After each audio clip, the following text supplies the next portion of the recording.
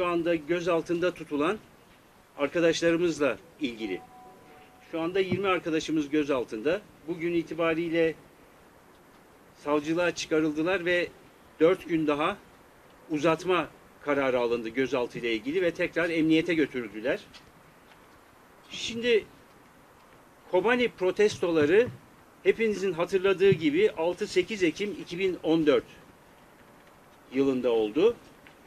Bununla ilgili 2015 yılında o dönemin Merkez Yürütme Kurulu üyelerine bir soruşturma açıldı ve şu anda gözaltında bulunan bütün Merkez Yürütme Kurulu üyesi olan arkadaşlarımız 2015 yılında o soruşturma nedeniyle ifadelerini verdiler.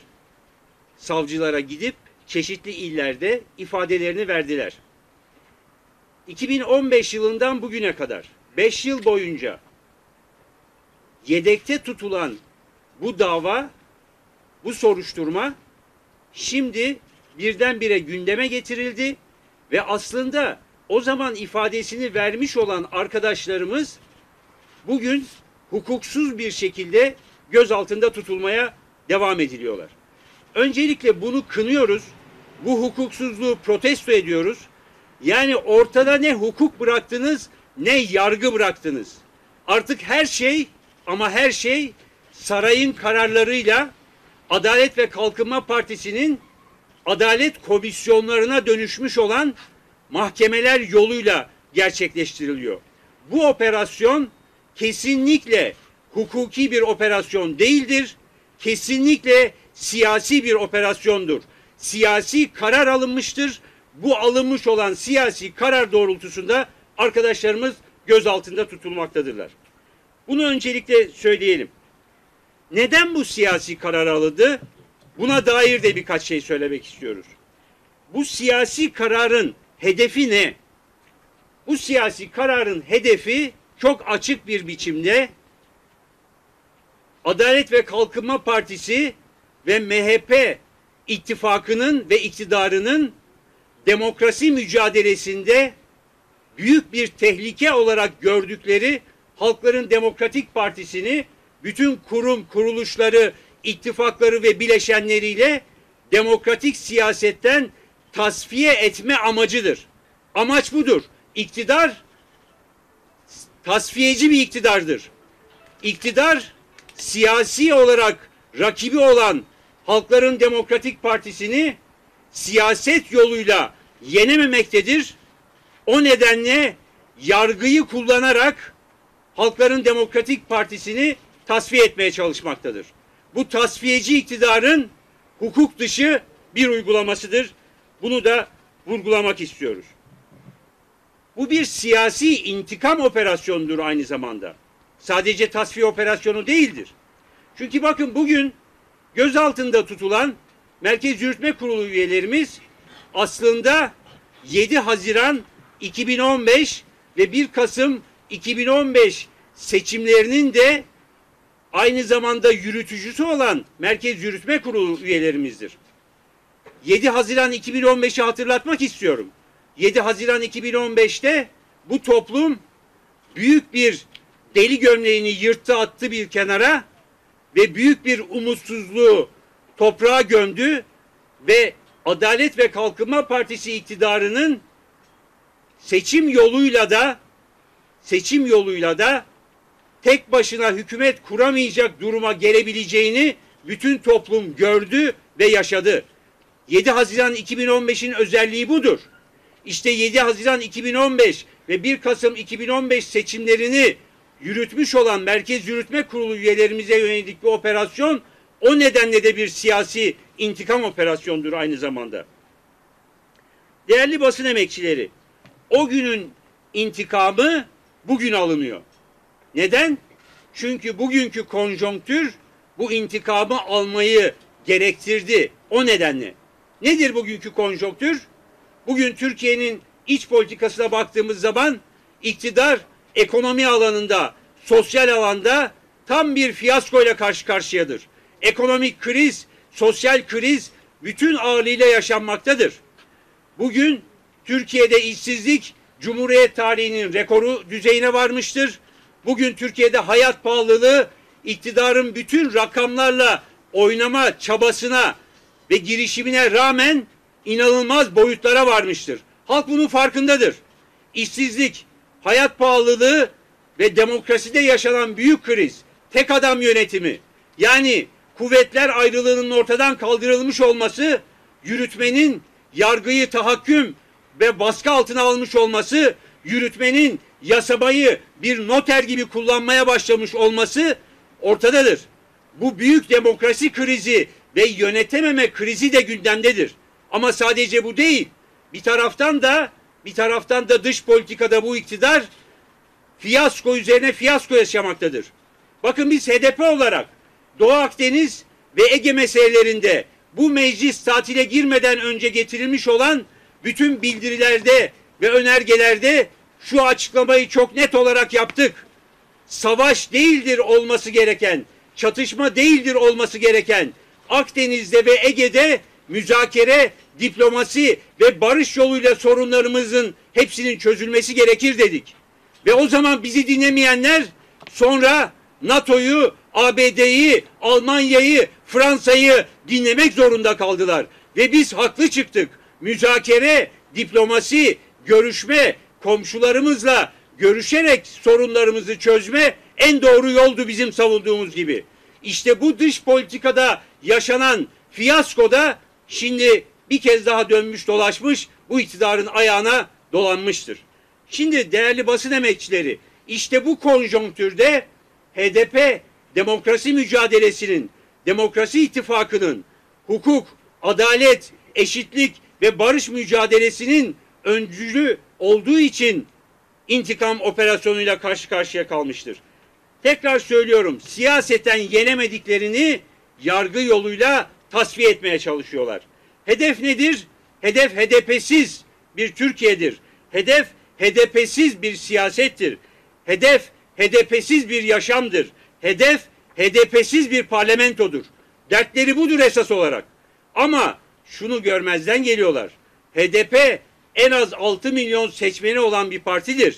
Aileleriyle birlikte 20 milyon insanı temsil eden bir siyasi partidir.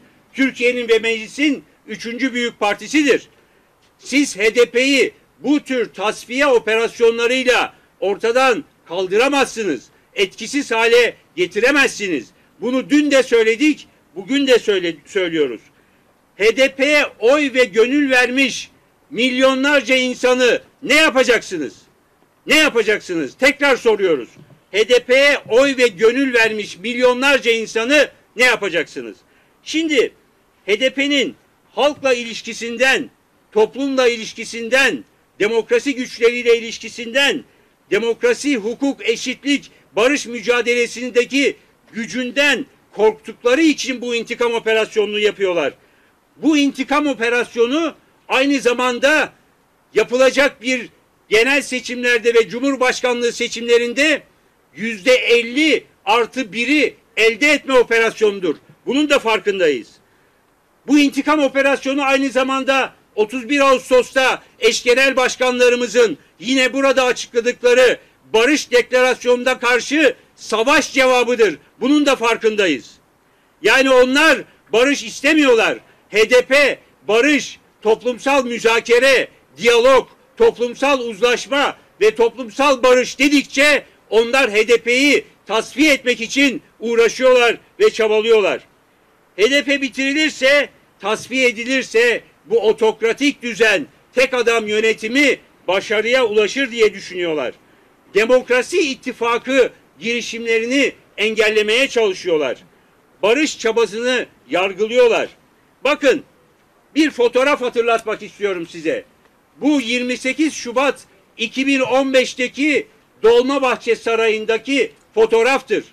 Bu fotoğrafta olan kişilerden Mahir Ünal, Efkan Ala, Yalçın Akdoğan, Adalet ve Kalkınma Partisi milletvekilleri ve yöneticileridir aynı zamanda. 28 Şubat 2015'te yani Kobani 6-8 Ekim 2014 Kobani protestolarından 5 ay sonra Dolmabahçe'de bir mutabakat metni okunmuştur. Şimdi bu metni okumuş olan, bu toplantıya katılmış olan Yalçın Akdoğan, Efkan Ala ve Mahir Ünal, susamazsınız. Susamazsınız. Bu toplantıya katılmış olan İdris Baluken, o zaman bizim grup başkan vekilimiz, şimdi cezaevindedir Sincan'da. Ve o zaman o toplantıya katılmış olan Sırrı Süreyya Önder ve Pervin Buldan da, Sırrı Süreyya Önder bugün gözaltındadır. Eş Genel Başkanımız Pervin Buldan hakkında da fezleke hazırlandığı iddiası ortaya atılmıştır. Şimdi bir kez daha söylüyoruz. Bu toplantıya katılanlar 5 ay sonra Kobani operasyonlarından ve Kobani protestolarından sonra 5 ay sonra Dolmabahçe'de neden oturdunuz? Bu açıklamayı yaptınız. Bunların hepsini soracağız ve o günün yaşanmış olan olaylarını mecliste de kamuoyu nezdinde de tartışacağız. Biz her şeyin açığa çıkmasını istiyoruz.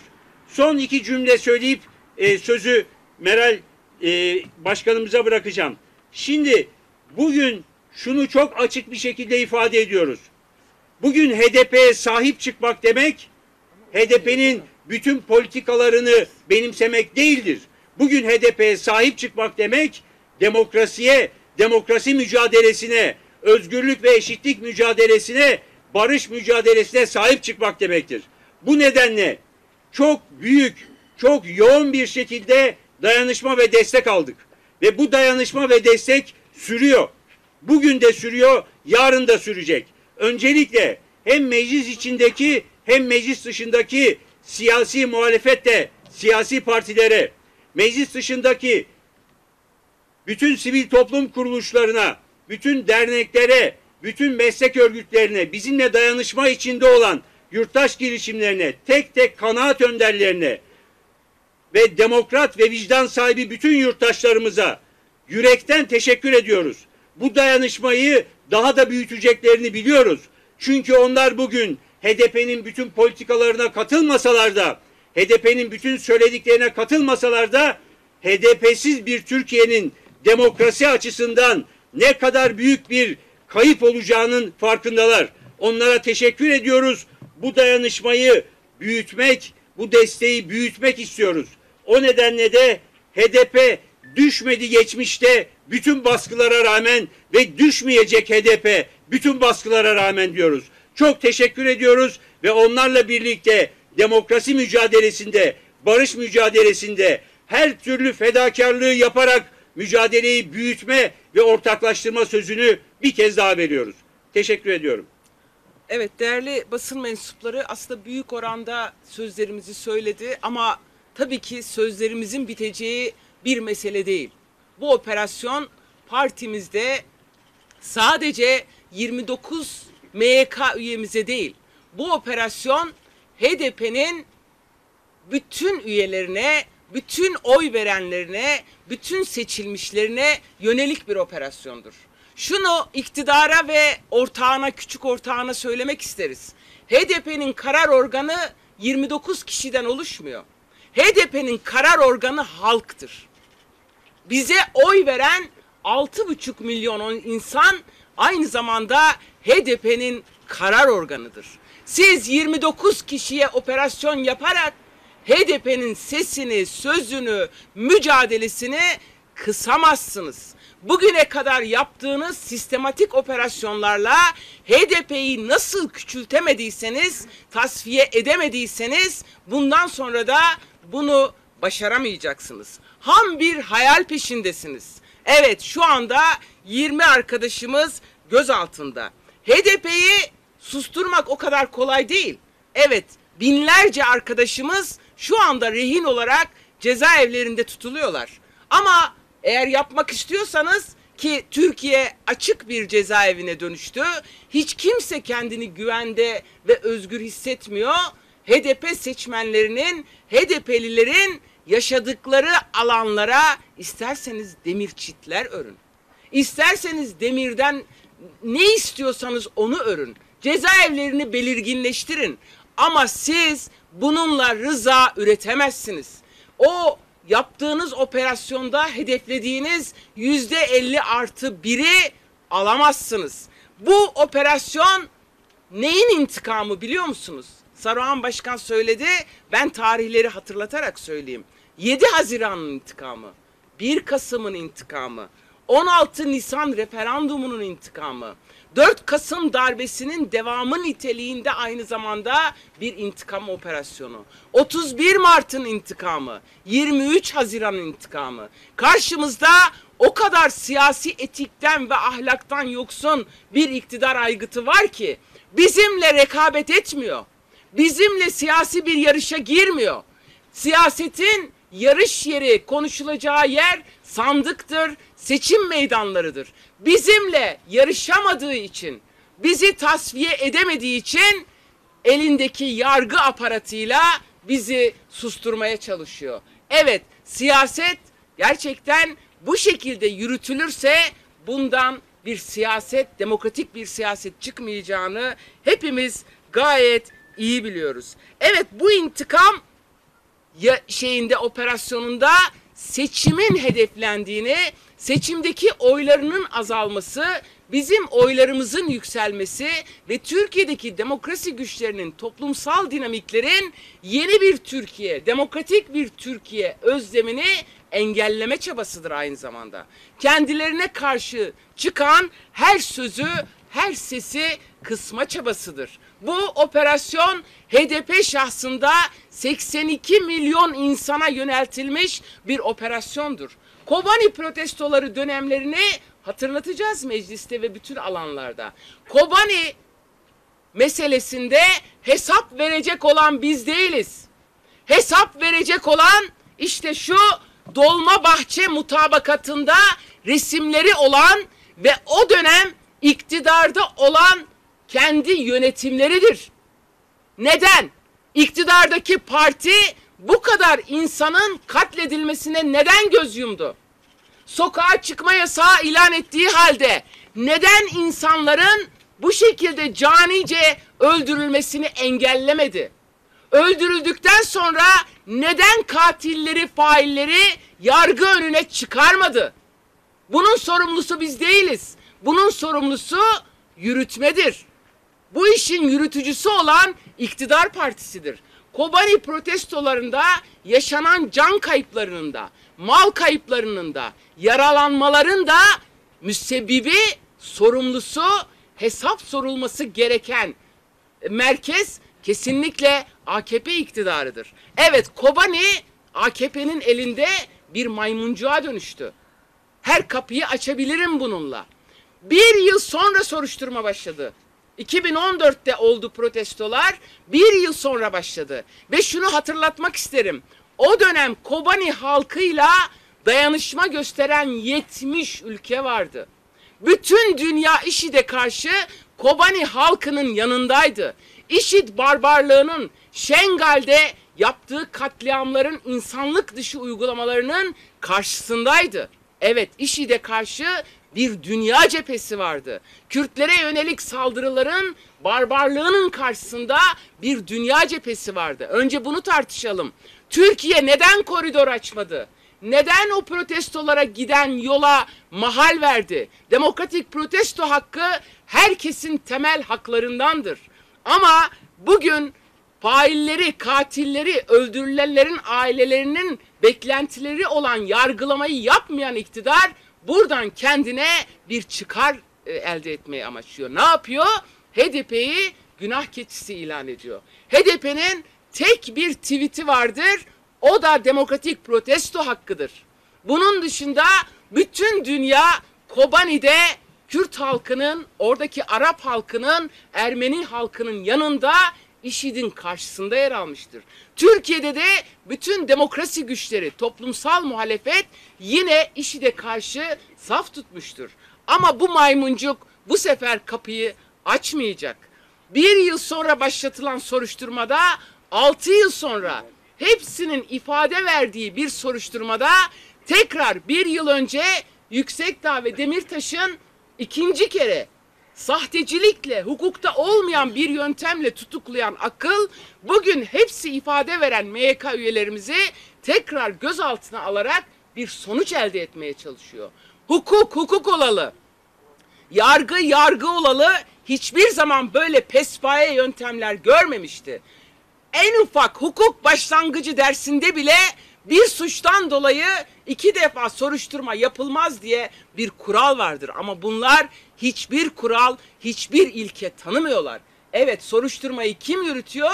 Ankara Cumhuriyet Başsavcısı yürütüyor. Geçen hafta epeyce gündemdeydi biliyorsunuz. Yüksel Kocaman sarayda balayına gitmeden gidip hediyesini alan başsavcı hemen akabinde bu operasyonu başlattı. Bunu kamuoyunun takdirine sunuyorum. Operasyonu başsavcı mı başlattı yoksa AKP merkezi mi başlattı? Bu hukuk operasyonu değildir. Bu bir siyasi operasyondur. HDP'yi tasfiye etme operasyonudur. Etkisizleştirme operasyonudur. Ama tabii ki bunu başaramayacaklar. Evet, son olarak şunu da söyleyeyim. Kobani protestolarına dair bugüne kadar Avrupa İnsan Hakları Mahkemesi, AYM'nin verdiği kararlar var. Bunları da dikkate almayan bir akıl var. Ve bu sabah arkadaşlarımız yarın 4 gün doluyor, adliyeye getirilerek 4 gün daha gözaltı süresi uzatıldı. Avukatlarımız aracılığıyla öğrendik, daha tek bir soru sorulmadı. Orada tutulmaları işkencedir, eziyettir, kötü muameledir. Topluma bir gözdağıdır. Biz onları istediğimiz gibi hiçbir soru sormadan gözaltında tutarız, adliyeye getiririz. Hatta zehirlendikleri halde biz hastaneye de kaldırmayız diyerek bu operasyonun asıl amacını ortaya koymaktadırlar. Evet, dün akşam Ayhan Bilgen, Can Memiş ve İsmail Şengül bir gıda zehirlenmesi sebebiyle hastaneye kaldırıldı. Ve bütün girişimlerimize rağmen avukatlar önce görüştürülmedi. Vekillerimizin emniyete gitmesinden sonra avukatlar görüşebildi ve tedavinin başladığını söylediler. Bu kadar da büyük bir insanlık dışı, yani emin olun kelime bulamıyorum, bir hukuksuz yaklaşımla karşı karşıyayız. Gözaltı süresini uzatmak, onları gözaltında tek bir soru sormadan tutmak Avrupa İnsan Hakları Sözleşmesi'ne göre işkencedir. Bu işkenceyi durdurun. Arkadaşlarımızı derhal serbest bırakın. Sizin seçim hesaplarınıza boyun eğecek ne bir parti var, ne bir halk var, ne bir Türkiye var. HDP'siz bir Türkiye yaratmayı başaramayacaksınız. Biz hep olacağız, ilerleyeceğiz. Bu saydığım tarihlerde olduğu gibi dayanışmayla, birliktelikle Türkiye halklarının tümünün sesini, sözünü söyleyerek büyümeye ve demokratik siyasette ilerlemeye devam edeceğiz. Teşekkür ediyorum.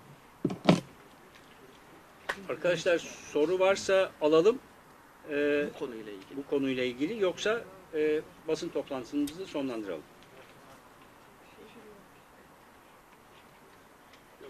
Yok herhalde. Peki, çok teşekkür ediyoruz katıldığınız için. Kolay gelsin. Yürüyoruz arkadaşlar. Burada meclis gruba geçmemiz.